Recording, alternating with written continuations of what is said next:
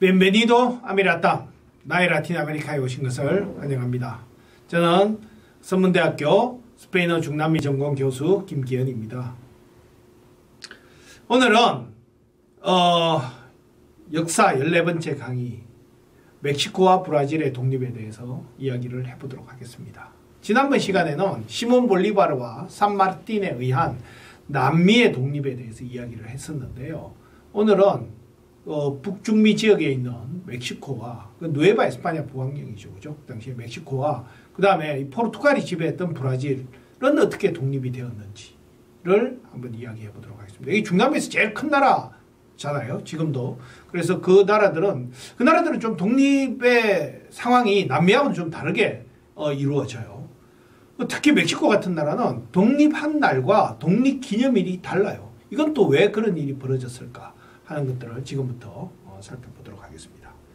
자, 멕시코의 독립부터 먼저 한번 보면 멕시코의 독립의 아버지라고 불리는 사람은 미겔 이달고 신부예요. 미겔 이달고 신부가 1810년 9월 16일 날 돌로레스라는 곳에서 다음과 같이 외칩니다. 우리의 과달루페 성모 마리아 만세, 페닌슐라레스들의 악정을 때려 부숴라, 이렇게 외칩니다. 과달루페 성모 마리아는 멕시코를 상징하는 거죠. 크리올로를 상징하죠, 그죠? 크리올로를 상징하는 거죠. 그 다음에 페닌슐라레스들의 악정을 때려 부수라, 이렇게 외치죠. 그러니까 크리올로들의 입장을 반영을 하죠. 그러나 또 한편으로 이 미겔 이달고 신부는 페르난도 7세 만세를 외칩니다. 그러니까 스페인으로부터의 독립은 아니죠, 그죠? 이런 크리올로들의 이익을 대변했지만 스페인으로부터의 완전한 독립은 아니었어요. 페르난도 7세 만세를 외쳤으니까. 그 나폴레옹 형 물러가라, 뭐 이런 거였죠, 그죠? 그리고 멕시코는 전통적으로 이 왕당파가 강한 곳이라고 이야기했잖아요. 그러다 보니까 페르난도 7세가 복위한 다음에 왕당파가 승리를 거두고, 물론 자치파를 주장하는 사람들도 있었지만 그런 자치파와 왕당파의 싸움에 있어서 왕당파가 승리를 거두고 멕시코는 한동안 독립이 늦어져요. 그러다가 1820년에 와서 이제 다시 독립운동이 시작이 되는데, 1820년에 그럼 무슨 일이 벌어지느냐, 왜 멕시코가 독립운동으로 나아가게 되느냐 하면 1820년에 스페인에서 잠시 자유주의 정권이 들었어요. 그러니까 공화파가 정권을 잡는다고, 스페인 본국에서. 그러니까 멕시코의 왕당파들은 황당하죠. 자기들이 본국에서 스페인 왕을 자기들이 떠받들려고 하는데 본국에서 공화파가 정권을 장악해버리니까 황당하잖아요. 그러니까 멕시코에 있는 왕당파들이 독립을 선언하게 되는 거죠. 왕당파들이 그럼 우리는 스페인, 그런 공화파가 지배하는 스페인의 지배를 우리는 받을 수가 없다. 그래서 독립을 선언하게 됩니다. 그리고 그 왕당파의 우두머리인 데이뚜르비데라는 사람은 스스로 자기가 멕시코 제국 1대 황제로 추대가 돼요. 물론 뭐 왕가의 사람이 아닌 사람이 황제가 됐으니까 인정을 못 받아서 10개월만 겨우 통치하다가 이탈리아로 망명을 가고 나중에 비밀리에 귀국했으나 처형이 되고 마는데, 그러고 멕시코도 결국은 이제 공화정으로 넘어가게 되는 거잖아요. 그래서 멕시코가 실질적으로 스페인으로부터 독립한 날은 사실은 1821년 9월 27일이에요. 그러나 멕시코는 9월 27일이 멕시코 독립기념일이 아니에요. 이날은 이 독립의 큰 의미를 사실은 왕정에서 공화정으로 넘어가는 거라고 했었잖아요.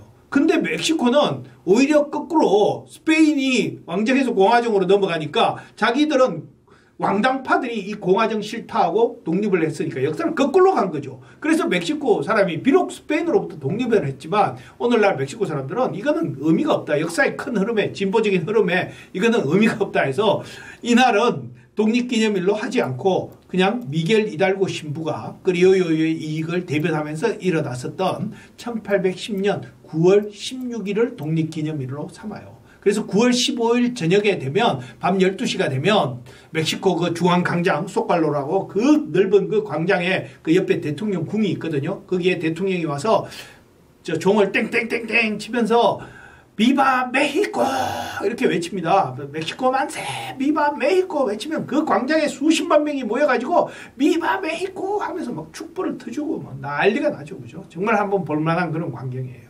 그래서 멕시코는 이렇게 독립일과 독립기념일이 서로 다르다는 점. 이 옆에 있는 그림은요, 미겔 히달고 신부인데요. 이거는 과달라라 주정부 청사에 들어가면 계단을 쭉 올라가면 이 그림이 조금씩 보이면서 이 정도까지 올라오면 전체가 확 보이는 거예요. 정말 인상적인 그런 천정벽화예요. 이걸 그린 사람이 호세 클레멘테 오로스코라고 그 과달라라 출신의 그 멕시코 벽화주의를 대표하는 사람이에요. 멕시코 벽화주의를 대표하는 사람이 세 사람이 있는데 디에고 리베라, 다비드 알파로 시케이로스, 호세 클레멘테 오로스코의 세 사람인데 그 중에 한 사람이 바로 과달라라 출신이고 그래서 과달라라에 가면 이 호세 클레멘테 오로스코의 그림들이 벽화들이 곳곳에 가면 많이 있어요. 근데 그 중에서 가장 대표적이고 인상적인 게 바로 이 미겔 히달고 신부의 그 천정벽화 뭐죠. 이 손에 이 불꽃을 들고 있는 거 한번 보세요. 불방망이를 탁 들고 있는 이런 모습들 아주 강렬하죠. 그죠? 자, 멕시코의 독립은 그렇게 이루어졌다. 자, 그럼 브라질의 독립은? 브라질의 독립도 아주 특이합니다. 브라질의 독립은 그 스페인 그 나폴레옹이 스페인을 점령을 하고 자기 형을 스페인 왕으로 뒀죠. 그죠? 그리고 포르투갈까지 들어오려고 하니까 포르투갈 왕실이 브라질로 도피를 해가요.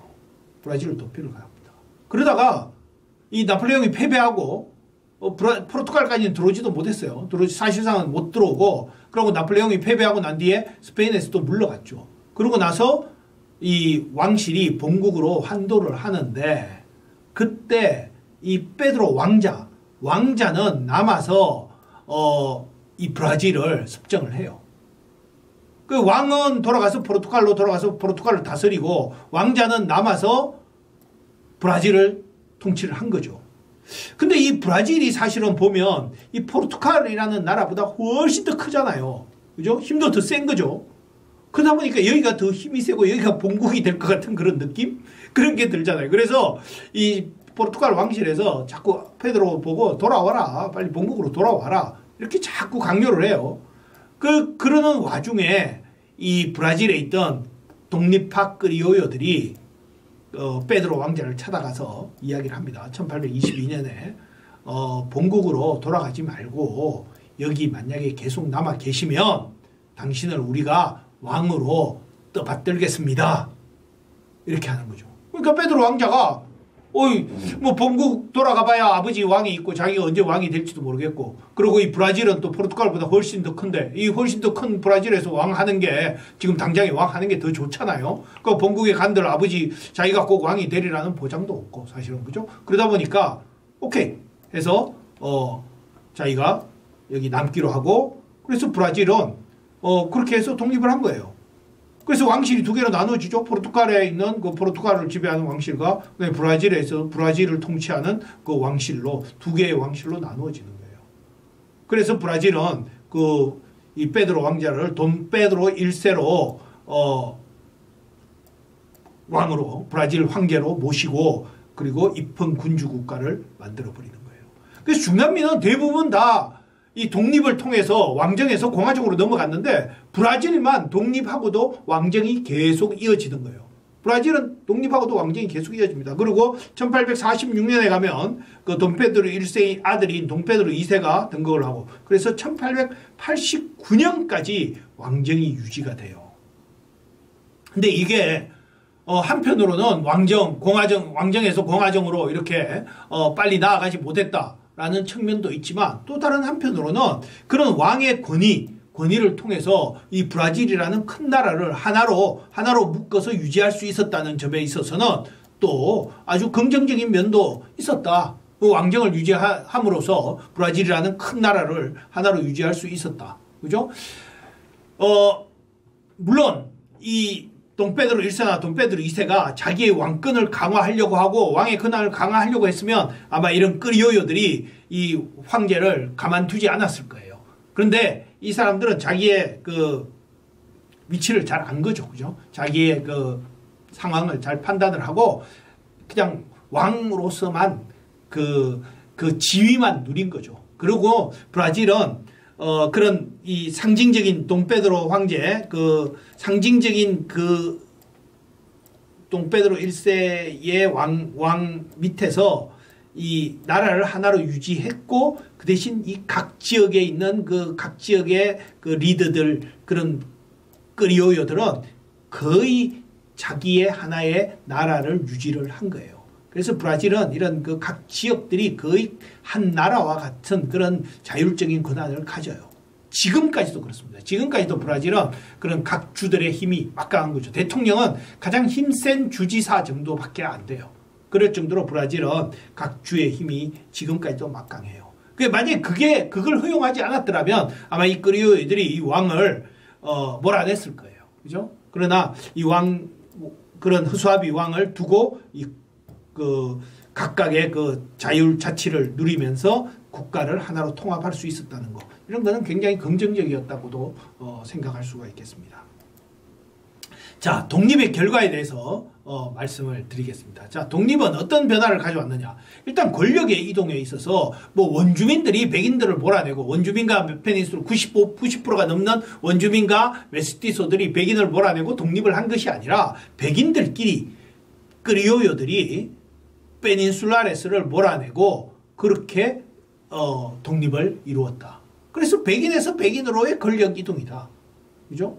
그러다 보니까 사회 구조도 여전히 소수의 백인이 5%에서 10%밖에 안 되는 그런 백인들이 이 다수 90%가 넘는 원주민과 혼혈인들을 지배하는 그런 사회 구조는 여전히 지속되었다. 그러다 보니까 그 구조가 아직까지 독립 이후에도 200년이 지나도록 여러 가지 수많은 혁명이 있었고 변화하려고 노력을 했었지만 아직까지도 그 구조가 변하지 않으니까 중남미는 세계에서 가장 불평등한 대륙으로 아직까지 남아있는 거예요. 그 다음에 문화적으로는 이 사람들이 비록 정치적으로 독립을 해서 공화정을 이루었지만 스페인 왕정에서 벗어나서 공화정을 이루었지만 자기들은 여전히 스페인 사람인 거예요. 그 스페인적인 정체성을 추구했잖아요. 19세기까지. 물론 20세기 들어오면은 어떤 원주민적인 것을 자기로 받아들이면서 혼혈의 정체성 이런 걸 추구하게 되지만 19세기까지만 해도 여전히 스페인적 정체성을 추구하는 거예요. 자기들은 스페인 사람들이다. 그러니까 문화적으로 스페인과의 단절이 아니라 문화적으로는 여전히 자기들은 스페인 사람이다. 그 다음에 외교적으로는 비록 라틴 아메리카가 스페인으로부터는 독립을 했지만 그 라틴 아메리카의 독립을 가장 반긴 사람들이 누구냐면 영국이에요. 영국이 사실상 라틴 아메리카 독립을 뒤에서 지원해 주기도 했어요. 크리올러들을. 그러고 나면 이제 영국이 스페인의 간섭 없이 마음껏 중남미에 와서 자기들 물건을 팔아먹을 수 있잖아요. 그러다 보니까 영국이 뒤에서 지지했고 영국이 아마 식민지로 삼아도 됐겠지만 그럴 필요는 없었죠. 굳이 그 식민지로 삼아서 군대 파견하고 이러면 오히려 돈이 더 들잖아요. 그냥 마음껏 자기들은 장사하면 되잖아요. 그죠? 현명하죠. 그죠? 영국에. 그래서 사실상 독립 이후에 정치적으로는 그렇게 공화정을 이루어서 독립이 됐지만 경제적으로는 여전히 영국이 지배하는 그죠? 그런 구조가 계속되었던 것입니다. 자, 오늘은 중남미에서 가장 큰 멕시코와 중미, 그 다음에 브라질의 독립이 어떤 식으로 이루어졌는지, 그 다음에 그 독립의 결과는 어떠했는지를 알아봤습니다. 끝까지 들어주셔서 감사합니다.